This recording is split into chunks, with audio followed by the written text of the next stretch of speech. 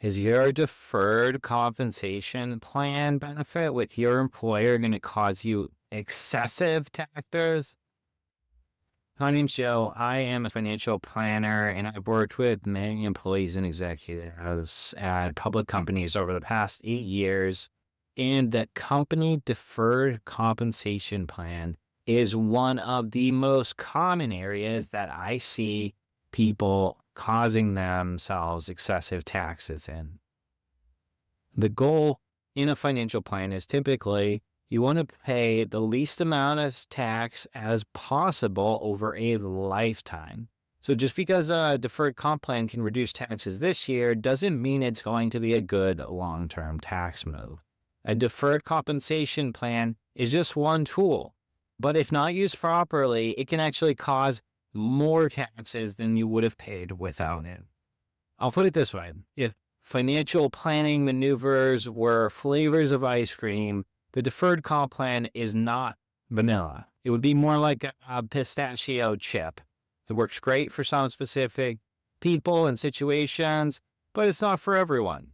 So I'll be breaking down some of the most common mistakes that I see with deferred compensation plans. And be sure to stick to the end because we'll be breaking down an easy to understand framework to start thinking about if the deferred compensation plan is potentially right for your situation. So first, quick definition. What is a deferred comp plan? A deferred compensation plan allows you to put a portion of your salary and bonus away for the future so you don't pay taxes on it right now.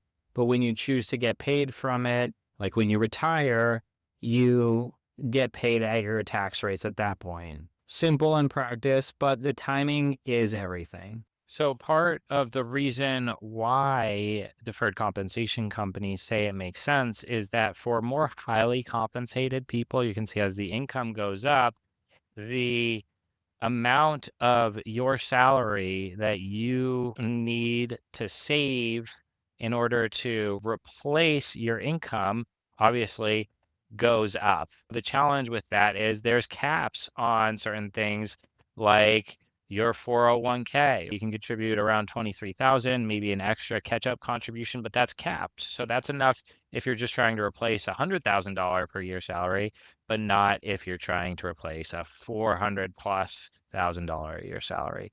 Similar thing works with 401k. Company match can contribute so much, but there is a cap on that as well.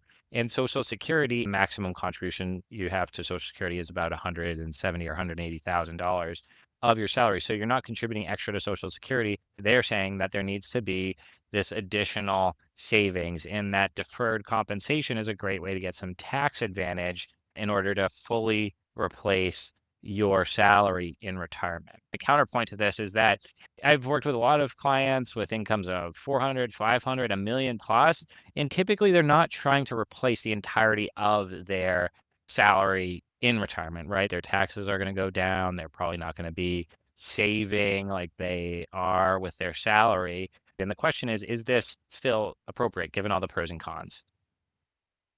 So I'll walk through how to think about it because for one person, this could be a powerful tax move. And for another person, it could be a trap. If you might need cash in the next few years, thinking, are you planning to save for a home? Do you have college tuition on the horizon? Or do you just need some extra flexibility? You're not going to want to lock this cash up. And if you're not staying with your company long term, when you leave, a deferred compensation plan quite frequently is paid out in one lump sum, creating a significant surprise in the tax bill.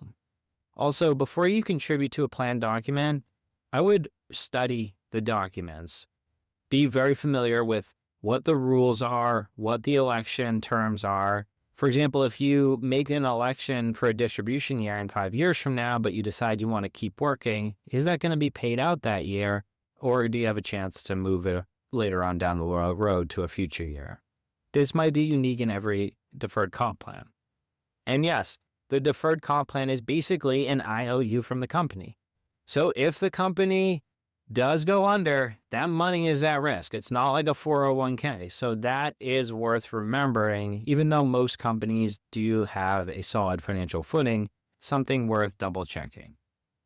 who is the deferred comp plan for? Well, if you're earning over $200,000 in corporate America, maybe you're a director or a VP and your company is offering you a deferred compensation plan, it may be a significant planning opportunity. But as we said, it's not for everyone. So if you're thinking that you're in your peak earning years now and you're expecting your income to drop in future years, say you're planning to retire or maybe your spouse is planning to take a step back, deferring the compensation could potentially save tens of thousands of dollars. Or maybe you're stacking a significant amount of RSU grants or stock options into 1 year, making this year a really high income year or next year a really high income year. You may be able to defer strategically in that sort of environment because it might allow you to keep more of your compensation from an unusually large year, paying less taxes up front. But there's a lot of moving pieces to this. And just because a deferred comp plan might make sense for you doesn't mean it's the best plan or the best savings vehicle compared to other things like Mega Backdoor Roth or other savings options. So if you're interested in a comparison of these multiple savings vehicles, check out this video here. And it compares an actual scenario that I reviewed recently, comparing the Mega Backdoor Roth conversion to the deferred comp plan. And you can learn more and maybe make a decision about what's the best vehicle for you. I've personally helped executives at companies like Takeda, Sanofi, CVS all evaluate their deferred compensation plans. And I've seen both big wins, but also landmines. So your deferred comp strategy should be part of a broader picture of your retirement, your taxes, your equity compensation, all working together. If you'd like to explore a free strategy session, click the video link below about how financial planning can potentially boost your nest egg by 100,000, 200,000, or possibly more. And if you're weighing deferred comp options, you're going to want to check that out because we might be able to sit down and have a free consultation. No pressure, just a conversation around what might be the best move for you. So if you want to learn more, click the video and be sure to subscribe. So until next time,